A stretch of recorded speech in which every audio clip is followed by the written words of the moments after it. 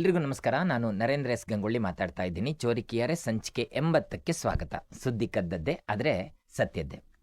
ಸ್ನೇಹಿತರೆ, ಸಾಮಾನ್ಯವಾಗಿ ಇಂಗ್ಲೀಷಲ್ಲಿ ಮಾತಾಡುವಾಗ ಅಥವಾ ಬರೆಯುವಾಗ ಒಂದೇ ರೀತಿಯಾಗಿ ಕಾಣುವಂತಹ ಎರಡು ಪದಗಳು ನಮ್ಮನ್ನು ಆಗಾಗ್ಗೆ ಗೊಂದಲಕ್ಕೀಡು ಮಾಡ್ತವೆ. ಹೊಸದಾಗಿ ಕಲಿಯುವವರಿಗಂತೂ ಈ ಪದಗಳು ಕೆಲವೊಮ್ಮೆ ಯಾವಾಗ ಅದನ್ನು ಬಳಸಬೇಕು, ಹೇಗೆ ಅದನ್ನು ಉಚ್ಚರಿಸಬೇಕು, ಅದರಲ್ಲಿರೋ ವ್ಯತ್ಯಾಸಗಳು ಏನು ಅನ್ನೋದ್ರ ಬಗ್ಗೆ ಕೂಡ ಒಂದಷ್ಟು ಕನ್ಫ್ಯೂಷನ್ಸ್ ಬರೋದು ಸಹಜ. ಹಾಗಾಗಿ ಇದೊಂದು ಸಂಚಿಕೆಯಲ್ಲಿ ಅಂತಹ ಕೆಲವು ಪದಗಳ ಬಗ್ಗೆ ನೇರವಾಗಿ ವಿವರಣೆಯನ್ನು ತಿಳಿದುಕೊಳ್ಳುವಂಥ ಒಂದು ಪ್ರಯತ್ನವನ್ನು ಮಾಡೋಣ ಎನ್ನುವ ನಿಟ್ಟಿನಲ್ಲಿ ಈ ಸಂಚಿಕೆ ನಿಮಗೋಸ್ಕರ ತೆರೆದುಕೊಳ್ತಾ ಇದೆ. ಮೊದಲಿಗೆ ಎಕ್ಸೆಪ್ಟ್ ವರ್ಸಸ್ ಎಕ್ಸೆಪ್ಟ್. ಮೊದಲು ಎಕ್ಸೆಪ್ಟ್ ಮತ್ತು ಎಕ್ಸೆಪ್ಟ್ ಏನಿದೆ, ಎಕ್ಸೆಪ್ಟ್ ಅಂತಂದರೆ ಒಪ್ಪಿಕೊಳ್ಳುವುದು ಅಥವಾ ಸ್ವೀಕರಿಸುವುದು ಎಂದು ಅರ್ಥ. ಉದಾಹರಣೆಗೆ, ಐ ಎಕ್ಸೆಪ್ಟ್ ಯುವರ್ ಇನ್ವಿಟೇಷನ್ ಅಂತಂದರೆ ನಾನು ನಿಮ್ಮ ಆಹ್ವಾನವನ್ನು ಸ್ವೀಕರಿಸ್ತಾ ಇದ್ದೀನಿ, ಆಮಂತ್ರಣವನ್ನು ಸ್ವೀಕರಿಸ್ತಾ ಇದ್ದೀನಿ. ಇಲ್ಲಿ ACCEPT ಅಂತಂದರೆ ಯಾವುದನ್ನಾದರೂ ಒಪ್ಪಿಕೊಳ್ಳುವುದು ಅಥವಾ ಸ್ವೀಕರಿಸುವುದು ಎನ್ನುವ ಅರ್ಥವನ್ನು ಕೊಡುತ್ತೆ. ಇನ್ನು ಎಕ್ಸೆಪ್ಟ್ EXCEPT ಅಂತಂದರೆ ಹೊರತುಪಡಿಸಿ, ಅದನ್ನು ಬಿಟ್ಟು ಎನ್ನುವ ಅರ್ಥದಲ್ಲಿ ಕೊಡುತ್ತೆ. ಉದಾಹರಣೆಗೆ ಹೇಳೋದಾದರೆ, every one came except Ravi ಅಂತಂದರೆ ರವಿಯನ್ನು ಹೊರತುಪಡಿಸಿ ಎಲ್ಲರೂ ಬಂದರು ಅಂತ. ಹೀಗಾಗಿ ನೆನ್ಪಿಟ್ಕೊಳ್ಳಿ, ಎಕ್ಸೆಪ್ಟ್ ಅಂತಂದರೆ ಸ್ವೀಕರಿಸು, ಎಕ್ಸೆಪ್ಟ್ ಅಂತಂದರೆ ಹೊರತುಪಡಿಸಿ ಎನ್ನುವ ಅರ್ಥವನ್ನು ಕೊಡ್ತದೆ. ಇನ್ನೊಂದು ಪದ ಅಫೆಕ್ಟ್ ವರ್ಸಸ್ ಇಫೆಕ್ಟ್. ಈ ಪದ ಕೂಡ ಜನರಿಗೆ ಬಹಳಷ್ಟು ಗೊಂದಲ ಉಂಟು ಮಾಡುವಂಥದ್ದು. ಸಾಮಾನ್ಯವಾಗಿ ಅಫೆಕ್ಟನ್ನು ವರ್ಬ್ ಆಗಿ ಬಳಸಲಾಗ್ತದೆ. ಇದರ ಅರ್ಥ ಪ್ರಭಾವ ಬೀರುವುದು ಎಂದರ್ಥ. ಉದಾಹರಣೆಗೆ, lack of sleep can affect your health ಅಂತಂದರೆ ನಿದ್ರೆಯ ಕೊರತೆ ಅನ್ನುವಂಥದ್ದು ನಿಮ್ಮ ಆರೋಗ್ಯದ ಮೇಲೆ ಪರಿಣಾಮ ಬೀರಬಹುದು ಅಂತ. ಇದು AFFECT. ಇನ್ನು ಇಫೆಕ್ಟ್ ಏನಿದೆ, EFFECT, ಸಾಮಾನ್ಯವಾಗಿ ನೌನ್ ಆಗಿ ಬಳಸ್ತಾರೆ. ಇದರ ಅರ್ಥ ಪರಿಣಾಮ ಅಥವಾ ಫಲಿತಾಂಶ, ಅಂದರೆ ರಿಸಲ್ಟ್ ಅನ್ನುವ ಅರ್ಥದಲ್ಲಿ ಬಳಸ್ತಾರೆ. ಉದಾಹರಣೆ ಕೊಡೋದಾದರೆ, the medicine had a positive effect ಅಂತಂದರೆ ಆ ಔಷಧಿಯು ಸಕಾರಾತ್ಮಕ ಪರಿಣಾಮ ಬೀರಿತ್ತು ಅಂತ. ಸರಳವಾಗಿ ಹೇಳೋದಾದರೆ ಅಫೆಕ್ಟ್ ಅನ್ನುವಂಥದ್ದು ಪ್ರಭಾವ ಬೀರುವಂಥದ್ದಕ್ಕೆ ಯೂಸ್ ಮಾಡ್ತೀವಿ. ಇಫೆಕ್ಟ್ ಅಂತಂದರೆ ಪರಿಣಾಮ ಅಥವಾ ಫಲಿತಾಂಶದ ಬಗ್ಗೆ ಮಾತಾಡುವಂಥದ್ದು. ಇನ್ನೊಂದು ಕನ್ಫ್ಯೂಸಿಂಗ್ ಪದ ಅಂತಂದರೆ ಅಡ್ವೈಸ್ ವರ್ಸಸ್ ಅಡ್ವೈಸ್. ಇದು ನೋಡಲು ಒಂದೇ ರೀತಿ ಅಂತ ಕಂಡರೂ ಕೂಡ ಉಚ್ಚಾರಣೆಯಲ್ಲಿ ಕೂಡ ವ್ಯತ್ಯಾಸ ಇದೆ. ಅಡ್ವೈಸ್ ಅಂದರೆ ಸಲಹೆ, ಇದು ನೌನ್. ಉದಾಹರಣೆಗೆ, thank you for your advice ಅಂತಂದರೆ ನಿಮ್ಮ ಸಲಹೆಗೆ ಧನ್ಯವಾದಗಳು ಅಂತ ಅರ್ಥ. ಇನ್ನು ಅಡ್ವೈಸ್ ಅಂತಂದರೆ ಸಲಹೆ ನೀಡುವುದು, ಇದು ವರ್ಬ್ ಆಗಿ ಯೂಸ್ ಮಾಡ್ತೀವಿ, ADVISC. ಉದಾಹರಣೆಗೆ, I advise you to study regularly ಅಂತಂದರೆ ನೀವು ನಿಯಮಿತವಾಗಿ ಅಂದರೆ ಸತತವಾಗಿ ಅನ್ನುವ ಅರ್ಥದಲ್ಲಿ ಓದಬೇಕೆಂದು ನಾನು ಸಲಹೆ ನೀಡ್ತೇನೆ ಅಂತ. ಇನ್ನೊಂದು ಪ್ರಿನ್ಸಿಪಾಲ್ ಮತ್ತು ಪ್ರಿನ್ಸಿಪಲ್ಗಳನ್ನು ಹೆಚ್ಚಿನ ವಿದ್ಯಾರ್ಥಿಗಳು ಕನ್ಫ್ಯೂಸ್ ಮಾಡ್ಕೊಳ್ಳೋದನ್ನು ಗಮನಿಸಿದ್ದೀನಿ. ಪ್ರಿನ್ಸಿಪಾಲ್ ಅಂತಂದರೆ PRINCIPAL ಅಂತಂದರೆ ಶಾಲೆಯ ಮುಖ್ಯಸ್ಥರು ಅಥವಾ ಮುಖ್ಯವಾದ ವ್ಯಕ್ತಿ ಅಥವಾ ವಸ್ತು ಎನ್ನುವ ಅರ್ಥದಲ್ಲಿ ಕೊಡುತ್ತದೆ. ಉದಾಹರಣೆಗೆ, the principal addressed the student ಅಂದರೆ ಪ್ರಾಂಶುಪಾಲರು ವಿದ್ಯಾರ್ಥಿಗಳನ್ನು ಉದ್ದೇಶಿಸಿ ಮಾತನಾಡಿದರು ಅಂತ. ಇನ್ನು ಪ್ರಿನ್ಸಿಪಲ್ PRINCIPLE ಅಂತಂದರೆ ತತ್ವ, ನಿಯಮ ಅಥವಾ ನಂಬಿಕೆ ಎನ್ನುವ ಅರ್ಥವನ್ನು ಕೊಡುತ್ತೆ.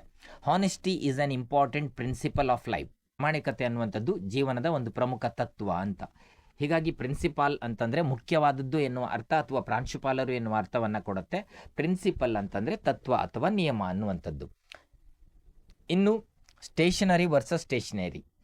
ಈ ಎರಡು ಪದಗಳ ಸ್ಪೆಲ್ಲಿಂಗನ್ನು ನೋಡಿದರೆ ಬಹಳ ಹತ್ತಿರದಲ್ಲಿವೆ, ಆದರೆ ಅರ್ಥ ಮಾತ್ರ ಸಂಪೂರ್ಣ ಬೇರೆ.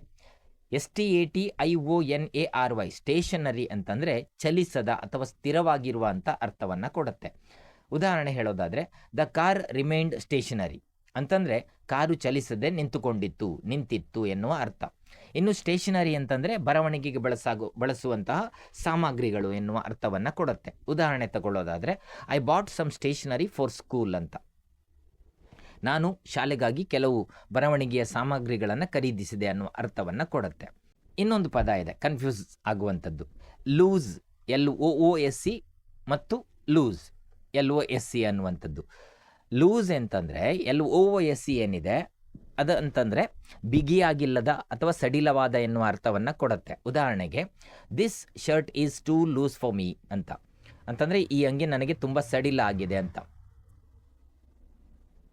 ಇನ್ನು ಲೂಸ್ ಅಂತಂದರೆ ಕಳೆದುಕೊಳ್ಳುವುದು ಎನ್ನುವ ಅಥವಾ ಸೋಲುವುದು ಎನ್ನುವ ಅರ್ಥ ಕೂಡ ಕೊಡುತ್ತೆ. ಉದಾಹರಣೆಗೆ, ಡೋಂಟ್ ಲೂಸ್ ಯುವರ್ ಕೀಸ್ ಅಂದರೆ ನಿನ್ನ ಹತ್ರ ಇರುವ ಕೀಗಳನ್ನು ಕಳೆದುಕೊಳ್ಬೇಡ ಅನ್ನುವಂಥದ್ದು. ಇನ್ನೊಂದು ಉದಾಹರಣೆ ನೋಡೋದಾದರೆ we don't want to lose the match ಅಂತ, ಅಂದರೆ ನಾವು ಪಂದ್ಯವನ್ನು ಸೋಲಲಿಕ್ಕೆ ಇಷ್ಟಪಡೋದಿಲ್ಲ ಅಂತ.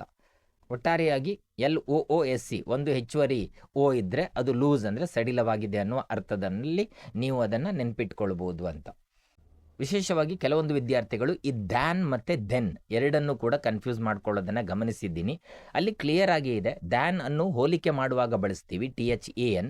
ಉದಾಹರಣೆಗೆ Rahul is taller than Ravi ಅಂದರೆ ರಾಹುಲ್ ಅನ್ನೋನು ರವಿಗಿಂತ ಎತ್ತರವಾಗಿದ್ದಾನೆ ಅಂತ ಅರ್ಥ. ಇಲ್ಲಿ ಎರಡು ವ್ಯಕ್ತಿಗಳ ನಡುವೆ ಹೋಲಿಕೆ ಇದೆ, ಅಥವಾ ಎರಡು ವಸ್ತುಗಳ ನಡುವೆ ಕೂಡ ಹೋಲಿಕೆ ಮಾಡುವಾಗ ದ್ಯಾನ್ ಅನ್ನುವ ಪದವನ್ನು ಯೂಸ್ ಮಾಡ್ತೀವಿ. ಇನ್ನು ದೆನ್ ಅಂತಂದರೆ THEN ನಂತರ, ಆ ಸಮಯದಲ್ಲಿ, ಆಮೇಲೆ ಎನ್ನುವ ಅರ್ಥವನ್ನು ಕೊಡುತ್ತೆ. ಉದಾಹರಣೆಗೆ finish your homework then watch TV ಅಂದರೆ ಮೊದಲು ನಿನ್ನ ಹೋಮ್ವರ್ಕ್ ಮುಗಿಸು ಆಮೇಲೆ TV ನೋಡು ಅನ್ನುವಂಥದ್ದು. ಇನ್ನೊಂದು ಪದ ಇದೆ ಕ್ವೈಟ್, QUIET, ಹಾಗೆಯೇ QUITE ಅನ್ನುವಂಥದ್ದು. ಕ್ವೈಟ್ QUIET ಅಂತಂದರೆ ಶಾಂತವಾಗಿರಿ, ಮೌನವಾಗಿರುವುದು ಅಂತ ಅರ್ಥ. ಉದಾಹರಣೆ ನಿಮಗೆ ಗೊತ್ತಿರುತ್ತೆ, ಕ್ಲಾಸ್ಗಳಲ್ಲಿ ಮಾಮೂಲಿಯಾಗಿ ಹೇಳುವಂಥದ್ದು ಪ್ಲೀಸ್ ಕೀಪ್ ಕ್ವೈಟ್ ಅಂತ. ಆವಾಗ ಅದು ಶಾಂತರಾಗಿರಿ ಅನ್ನುವ ಅರ್ಥವನ್ನು ಕೊಡುತ್ತೆ ದಯವಿಟ್ಟು. ಆದರೆ QUIT ಏನಿದೆ ಅದು ತುಂಬ ಅಥವಾ ಸಾಕಷ್ಟು ಅಥವಾ ಸಂಪೂರ್ಣವಾಗಿ ಎನ್ನುವ ಅರ್ಥದಲ್ಲಿ ಬಳಸ್ತಾರೆ. ವಾಕ್ಯದ ಸಂದರ್ಭಕ್ಕೆ ಅನುಗುಣವಾಗಿ ಅರ್ಥಗಳು ಬದಲಾಗಬಹುದು. ಉದಾಹರಣೆಗೆ the movie was quite interesting ಅಂತ ಅಂದರೆ ಆ ಸಿನಿಮಾ ತುಂಬ ಆಸಕ್ತಿದಾಯಕವಾಗಿತ್ತು ಅಂತ ನಾವು ಕರೆಯುವಂಥದ್ದು. ಸ್ನೇಹಿತರೆ, ಇಷ್ಟು ಪದಗಳ ಬಗ್ಗೆ ನಿಮ್ಮ ಜೊತೆ ಹಂಚ್ಕೊಳ್ಬೇಕು ಅಂತ ಅನಿಸ್ತು, ಅದೊಂದೇ ಕಾರಣಕ್ಕಾಗಿ ಹಂಚಿಕೊಂಡೆ. ಇಲ್ಲೇನಾದರೂ ತಪ್ಪುಗಳಾಗಿದ್ದರೆ ಅದನ್ನು ಖಂಡಿತ ಕಮೆಂಟ್ ಸೆಕ್ಷನಲ್ಲಿ ಹೇಳಿ ಅಂತ ಹೇಳ್ತಾ, ಹಾಗೆಯೇ ಇದೇ ಥರನಾದ ಬೇರೆ ಪದಗಳ ಬಗ್ಗೆ ನಿಮಗೆ ಗೊತ್ತಿದ್ದಲ್ಲಿ ಒಂದಷ್ಟು ಮಾಹಿತಿಗಳನ್ನು ನಮ್ಮ ಜೊತೆ ಹಂಚಿಕೊಳ್ಳಿ ಅಂತ ಹೇಳ್ತಾ ಎಲ್ಲರಿಗೂ ಶುಭವಾಗಲಿ. ಇನ್ನೊಂದು ಇಂಟ್ರೆಸ್ಟಿಂಗ್ ಸಂಗತಿಯೊಂದಿಗೆ ನಾಳೆ ಸಿಗ್ತೀನಿ. ಧನ್ಯವಾದಗಳು. Thank you.